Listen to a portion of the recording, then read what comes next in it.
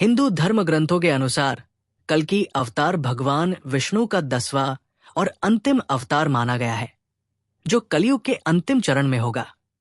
भागवत पुराण, विष्णु पुराण और भविष्य पुराण में यह स्पष्ट रूप से वर्णित है कि जब पृथ्वी पर अधर्म अपनी चरम सीमा पर पहुंच जाएगा, तब समाज से सत्य, दया, करुणा, नैतिकता और धर्म लगभग समाप्त हो जाएंगे।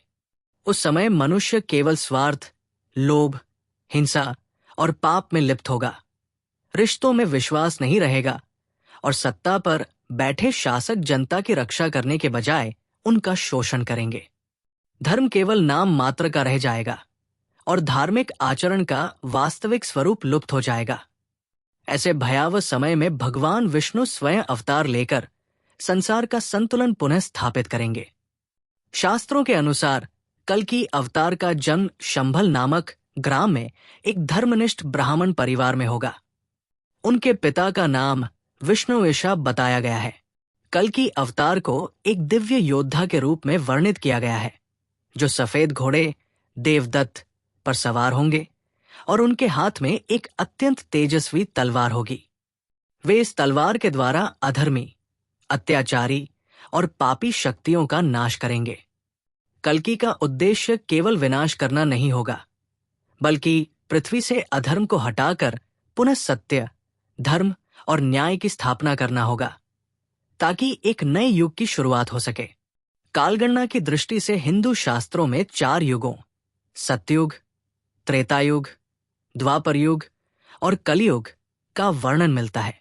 इन चारों युगों का एक पूर्ण चक्र लगभग 43,20,000 वर्ष का माना गया है, जिसमें अकेले कलयुग की अवधि 4,32,000 वर्ष निर्धारित की गई है।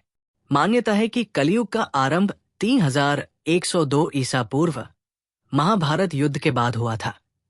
वर्तमान समय में कलयुग के लगभग 5,100 वर्ष ही बीते हैं। इसलिए शास्त्रीय गणना के अनुसार कल्कि अवतार में अभी भी लगभग 4,26,000 वर्ष शेष है। इसी कारण विद्वानों और धार्मिक ग्रंथों के अनुसार कल्कि अवतार का समय अभी बहुत दूर है। आज के समय में जब लोग समाज में बढ़ते अपराध, भ्रष्टाचार और नैतिक पतन को देखकर ये मान लेते हैं कि कलयुग अपने अंत पर है, तब शास्त्र ये समझाते हैं कि कलयुग की वास्तविक अवधि बहुत लंबी है और वर्तमान समय उसकी तुलना में अभी प्रारंभिक चरण ही माना जाता है। इसलिए किसी भी समकालीन व्यक्ति को कल्कि अवतार कहना या स्वयं को कल्कि घोषित करना शास्त्रों के अनुरूप नहीं माना जाता। कल्कि अवतार की कथा का मुख्य संदेश ये है कि चाहे संसार में कितनी भी अराजकता और अधर्म क्यों न फैल जाए, अंततः धर्म की विजय निश्चित होती है।